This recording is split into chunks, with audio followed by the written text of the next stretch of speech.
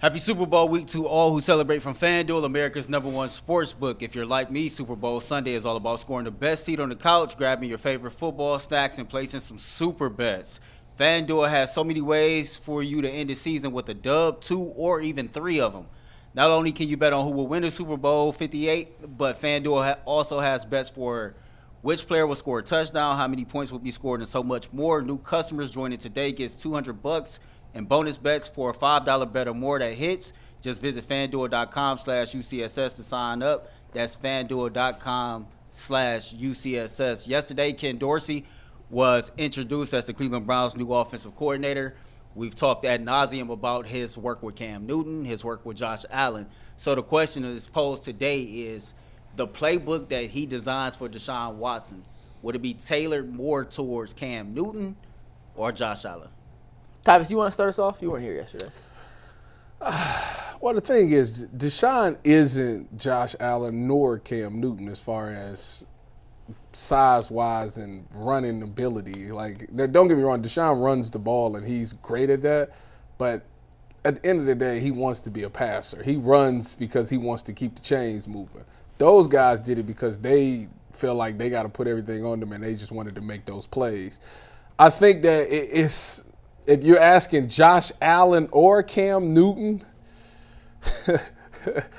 man, I would probably go more Cam Newton in this aspect. But the reason I think that the Browns signed Ken Dorsey anyways is because of his relationship with Cam Newton and how he helped develop Cam Newton to be this MVP and take him to the Super Bowl. And Cam Newton is a guy that, obviously, if you watch one of Deshaun Watson's episodes, he has a ton of respect for. He looks at him as a big brother, and I think that's the reason why the Browns ultimately went with him, is because Ken Dorsey helped develop him. So I think that he would like to be looked at more as a Cam Newton. I still, to me, it comes down to the playmakers around them. I think that they still got to get some wide receivers for that whole thing to work. But to answer your question, Cam Newton. Yeah. I tend to agree with, he's not built like those guys. He's not as big as those guys, and the injury risk is real with Deshaun. And, going into last year, the Browns wanted to try and minimize some of the exposure on Deshaun and some of the hits that he was taking. And sure enough, he gets hurt this year. So I would they're similar in what they can do because they're mobile quarterbacks. There's that dual threat component to both of them. I think it's really more the shotgun component with Ken and operating out of the shotgun that they liked as well. If you're going to make me choose between the two, I'm going to go Cam because Josh seems to just put his head down and put his shoulder down and run it more than I think the Browns would be comfortable with, and I know Cam did too. Mm-hmm. But it feels like it's a bigger part of the Bills' offense, and maybe I'm misremembering. If I am, tell me. Well, I have the numbers, actually. Yeah. So this was shocking. Not shocking, but I was surprised. In 5 seasons with Ken Dorsey, Cam Newton, guess how many rushes per season he averaged? So 5-year average. I'll give you a hint. He went over 100 in 4 of the 5 years. 155. 155? 130. 130. He worked 4 seasons with Allen. Over 100 rushes in all 4. What do you think the number was? The average. 155. Well, I would say 160. 115 per season with Newton. 114.7. Wow. With Allen. So similar. Now, granted, that counts scrambles as well, so it's not all design rushes. But in 9 seasons with Ken Dorsey working with those quarterbacks, and I don't include 2023 because it's only half a season. He was trending for over 100, but I just took it out because it wasn't a full season. Didn't it feel like, the numbers are what the numbers are. It feels like there's more called runs with Josh than there was with Cam. Well, I feel like Cam in short yardage, I feel like every play was Cam Superman package. But if I remember, didn't Cam have good running backs, right? Well, they Jonathan Stewart and D'Angelo Williams. Yeah. So I feel like they wanted to run it with until this year. Josh Allen was the run game. So that's why it's like, to me, it's kind of unfair. I think it's a fair question, and obviously we're just trying to speculate here because we won't know till they open up training camp. We won't know really till week 1. I hope the answer is neither. I hope it's like the Deshaun Watson playbook. And whatever that is tailored to whatever DW4 wants. It will be that. It better be that. No, it will. It's not like you bring Ken Dorsey in. Yes, he's really good at but then it's not like they're not about to do Kevin Stefanski stuff as well. Like, it's both. What I was getting to was on the Ultimate Brown show yesterday. I hate you.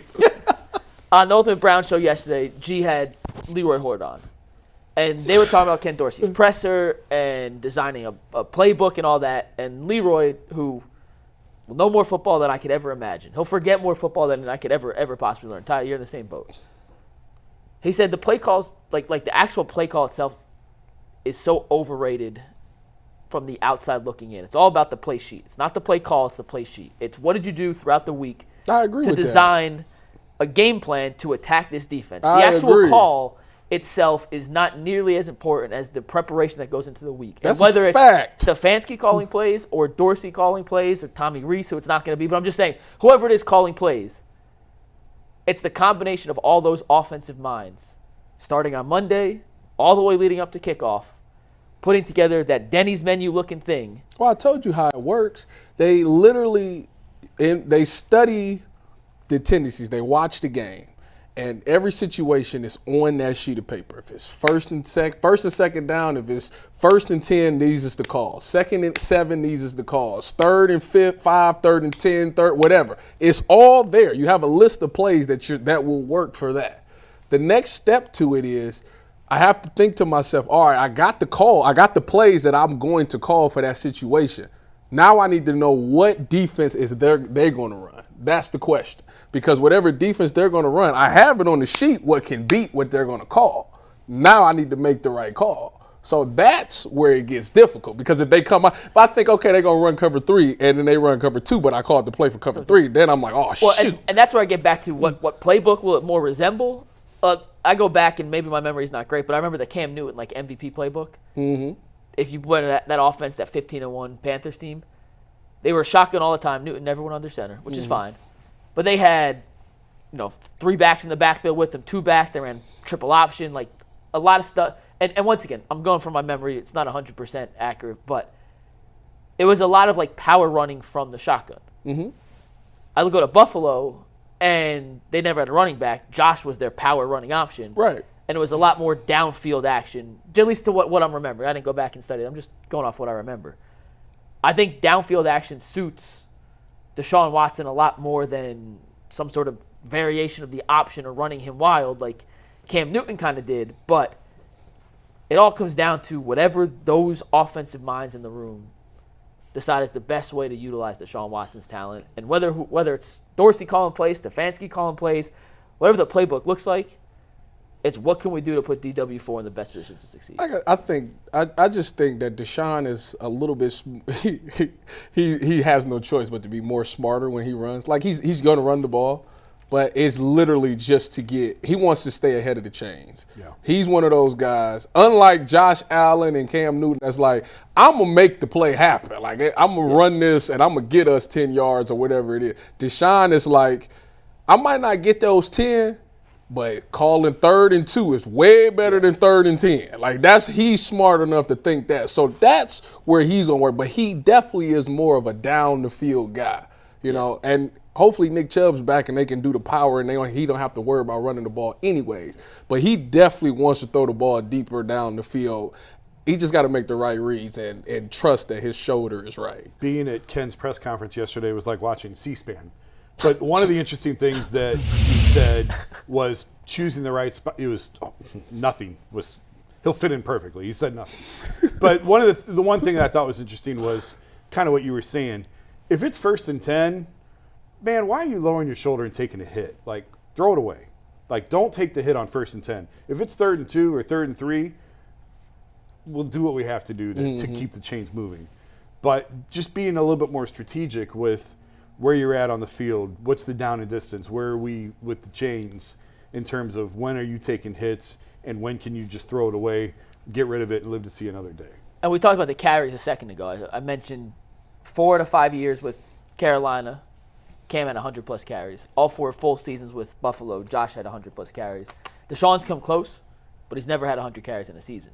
So asking him to do, if we average out to 100. And look how many injuries he's already had. Now, he had 99 one year, so, just shy of it. But for the majority, he averages 83.5 If you carries telling per me, season. if you telling me Deshaun coming back from this shoulder injury, he'd have put on 30 pounds. Okay, we might be able to talk about something. But if you talking about that dude that y'all just showed on that picture, he better get down. To the If downfield. he put on 30 pounds, he's on my diet because he ain't got the frame to carry He another better 30 get pounds. down. To the downfield passing game, too, I was looking at both playbooks. And once again, I'm just going off numbers. I don't remember watching every play. In his 4 seasons with Newton, he averaged 6.9. Newton in his 5 seasons with Dorsey, averaged 6.9 air yards per target. Who did this? Cam Newton in his 6.9? 5 seasons with Ken Dorsey working with him. Okay. 6.9 air yards per target. Okay. 4 years with Allen, it was 7.4 air yards per target. In his career, Watson's at 8.3. And that's because 1 year was significantly down. When he threw for all those yards in 2019, Yeah. it was up to 8.9, almost 9 yards a target. So if we're picking the answer to the question, Newton or Allen, which playbook, I would tend to lean towards Josh Allen's playbook. Well, the difference between who do you remember as Cam Newton's receivers? Who was his big time receiver? Massaquoi, wasn't it? That's great. I could look See, it up. and that's my point right Oh, there. no, it was Smith. Wasn't it Steve Smith? Steve Smith was Was Steve Smith there with I him? think Kelvin so. Benjamin. I think so. I think Steve was with him. I thought he went to Who was the guy He that was didn't go to killing the people? Ravens? Who was the guy who was killing people and hiding in the trunk? That was before him, right? Ray Caruth? Yeah, that was Yeah, that's before. way before him. What's wrong I with was you? making sure. Man. I'm looking up Well, his you know receivers. what? Steve Smith might have been with him early, think Steve- in the early part of his career. These are his Steve. receivers the year he won the MVP. Oh, he wasn't. Steve Smith was in Baltimore. The year he Philly won Brown MVP, was there. Philly B. Go Bucks. Yes, he was. Philly Greg B. Olsen was his leading receiver, 1,100 yards, 7 touchdowns. Ted Ginn Jr., shout out Glenville, shout out Hey, Cleveland. we in there. 44 catches, 800 yards, 10 touchdowns.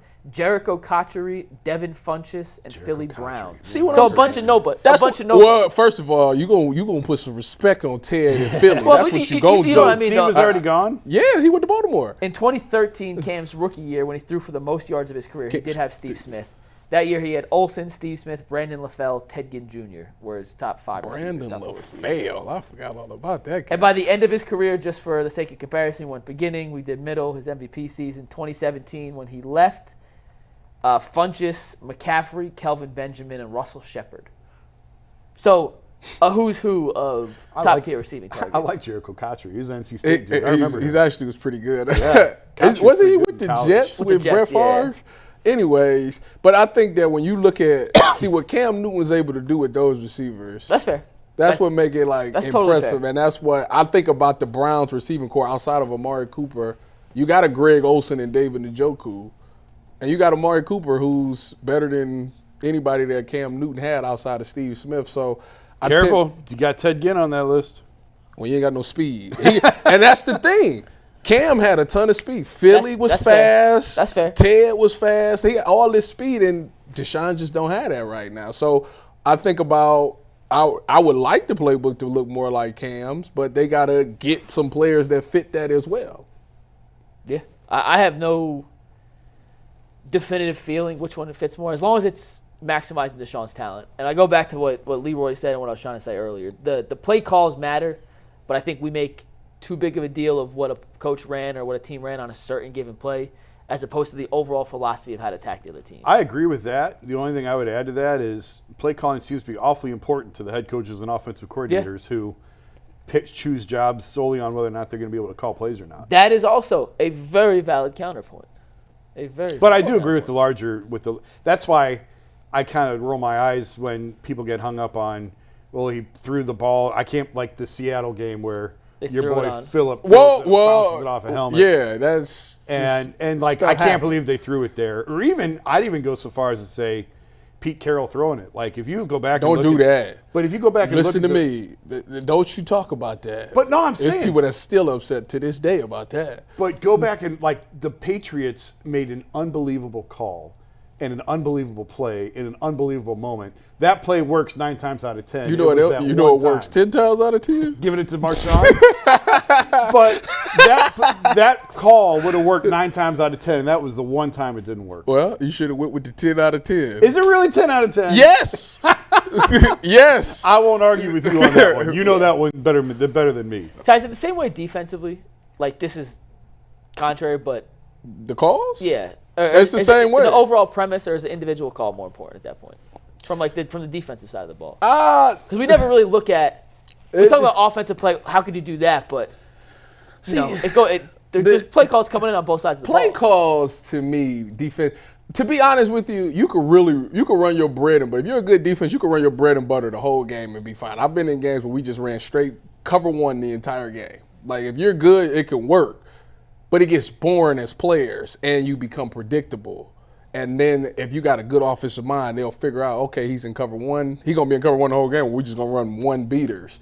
And now how are you defending it? If you ain't got your players that's good enough to, for example, if you're in man-to-man, you're going to get bunches and stacks. Mm-hmm. And if y'all ain't talked about working bunches and stacks or how y'all going to work it, and you got to be able to have an alternate out of it. You can't just say, all right, for this game, for example, we're going to run a bunch. We're going to lock the point man up, the 1 and the 3, the corner and the inside safety. We're going in and out 1 and 3. So if it's 3 guys, he going to lock the bunch. He go out, I'm going to take him. He go out, he going to take him. Like, we can do that. What's going to happen is the offensive coordinator, the boss, going to say, oh, that's how they playing it? Or we're going to run double follow and see how they play double follow. We're going to hit that. So you got to be able to say, all right, on this play, we're going to lock it on this one. Or the next play, we're going in and out on this one. You got to have so many different ways. But that's literally depends on your players. So, and that comes with the week of preparation. So that's, to me, where the play call don't necessarily matter. It's more about the players in that standpoint. How long, this may be off, I don't know. How long do you need to go through a game before you pick up tendencies of what the other team's doing? Oh, probably like a quarter. If you get to halftime, if you can hold off to halftime and they make those adjustments, the game plan is out. Okay, I'm glad you said adjustments. This drives me. I think one of the biggest, silliest, nauseating things is when people say halftime adjustments. He didn't make no halftime adjustments. Big thing. Tell me what a proper halftime adjustment is. So a proper halftime, I'll give you a good one. Good question. So when I was in San Francisco, this was in what was my last year? 2018, we played the Chargers. And the Chargers ran the coldest cover 3 beater. I've never seen it before. So in cover 3, I wish I had a whiteboard. In cover 3. Oh, will you toss him a whiteboard? In cover 3, they have this, you got 2 hookers, 2 buzzers. 2 hookers? Yeah, I know, high price hookers. 2 hookers, 2 buzzers, all right? And they was running this play where it was a bunch to the outside and they would run an over route and then they have another receiver run behind it. Like it was like delayed. So in this particular coverage, the outside linebacker has to take the over. He has to be gone because they was tending like Travis Benjamin, gone. And they have somebody behind him. Nobody was there in that hole to fill this spot. And they was hitting us on it. They hit us like 2 times on it. Let me see. Mr. Powell, I'm sorry. Thank you, everybody. This is Steve who calls us all, who sits there and verbally abuses me every time I come in here. You deserve it. Bye, Steve. I'm glad you had your 15 seconds of fame. All right, let me draw this up. So halftime adjustments are a real thing. Yeah, you almost made me cuss. Yes. But it feels like it's a crutch that people, if they don't like the coach, they're just going to fall back on. Well, he didn't make any halftime adjustments, and those people couldn't describe a halftime adjustment if it slapped them in the face. You know what I'm saying? Hold on, I'm about to show you in just a second. I'm trying to stall while you're writing. Yeah, no, I mean, that makes sense. And there's certain insight that we'll obviously never get. And how they were communicating and changing. But I do think there are some times, especially in basketball, where you can see a team guard a pick and roll or guard a certain set one way, second half, completely change it. And, like, at least to me, like that's a visible halftime adjustment I can see. Yes. I'm not as I also open-eyed wonder why to it takes football. until halftime. If you're getting your ass beat, why you got to wait till halftime to change it? It's a fair question. Well, Because the I'm gonna funniest tell part, you why. Because some people can't handle in the game adjustments. Believe it or not, there's not a lot of smart guys that play. You know, I know it's wild to think that there's some guys that can't handle in-game adjustments. One of the funniest things, I'm going to do a story on this one of these days. I think I've joked with you about it. We're sitting in the press box, and it's halftime, and all these assistant coaches go sprinting down the hall, run in the elevator, and go down. You take 3 bites of a hot dog and take a sip of Coke, and here they come running back the other way. It's like, now what did you just accomplish in the 4.5 minutes that you had in the locker room? So let me show you. So on this play right here, this is what they was doing. The chart, this was the coldest play ever. So if it's 3-by-1, all right, you got your hook, you got your 2 hookers, you got your buzz players, and you got your corners and whatever. So this guy was running this over route, right, which takes this wheel out of the play. If he goes, he got to take that. They was sending this dude on a delay right behind it, and we had nobody here because this guy wasn't taking it. This guy was all the way over here because his running back would flare out like this, and he was going up the field. So they kept hitting this hole, and they was getting like 20 yards. I was like, what is they running? So we had to get to halftime, and they had to tell them, like, hey, you need to kick it over. You need to be responsible. He going to run this delay. You need to see it and be responsible for that. Because it was killing us. And if we didn't get to halftime, we would have never seen it. So, there you go. That's a perfect example. Is that something the coach needs? I know we got to move on in a sec, but is that something the coach needs, like, 2 minutes to sit in the room by himself, he probably, watch the tape? He had to look at it. You got to look at that surface and be like, what is going on? Well, that's the thing that's also changed the game is I've noticed it. As soon as the Browns come off the field, as soon as the drive's over, somebody's handed a surface to Kevin. You have to see it. And Kevin is not even, like, he's got his back turned to the field, and he's going through everything they just ran so he can see the schemes and the coverages. I assume the same things happen in defensively. Yeah. And so then.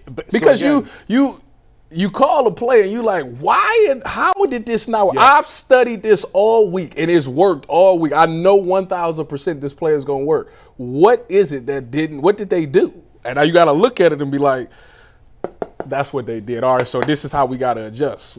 Same thing with like Amari Cooper drawing routes up in the dirt. All week he said, I'm going to get double teamed.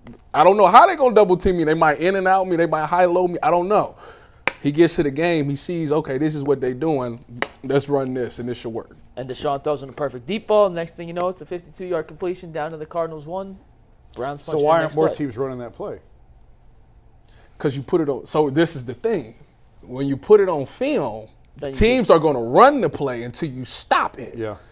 We stopped it the next game.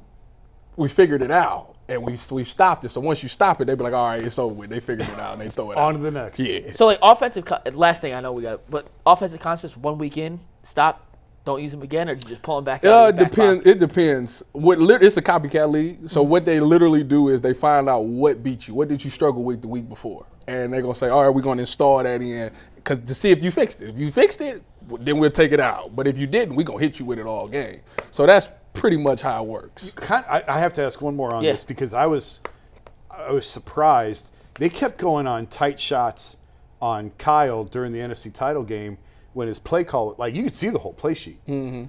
Is that a problem? Seeing the play The play call. No, That the camera was that. You don't know. You could see you don't know what that means. You could see like three. Well, I don't, but I don't know if other teams do. Because there's like 3-step drop, and there was a section for 3-step drops. No, there was a section for because you don't know earlier. you don't know which one he's reading off of. And just because the play call is on there, you don't know what that play. Yeah, you don't know what play he's calling. You can see the whole sheet, but as long as you don't see what play he's calling, you don't know. Now, if he got it broken down like 3rd and 2 and 3rd and 8, you can see that section of it. Okay, now you might got a problem. Then you might got a problem. There was a Sean Payton one earlier this year that it was crystal clear. Sunday night game. It was on NBC because I remember it was crystal clear, and you could see every word of it. Well, he got a problem. And I was surprised. I thought that the league shouldn't do that. That's what I'm saying. CBS shouldn't have done that. The teams should have an agreement with the cameras. You can't go tight on the coach when his play sheet is that evident, but also they don't do a very good job of But also defensively, please get a zoom up in on it. If you're a coach in the box, or you can see it. Yeah, you can see it. You got the TV. You can look right at it. What he calling? Oh, so, yeah, they running this. We going to run cover 2, y'all. That was cover 2 this play. So play call is important, but at the end of the day, it comes down to the guys in the offensive or defensive staff coming together to find out whatever the team's weaknesses are and how to exploit it, right? That's correct. Cool. That went 100 different directions I didn't think we were going to go, but that was good. I feel like I learned a lot.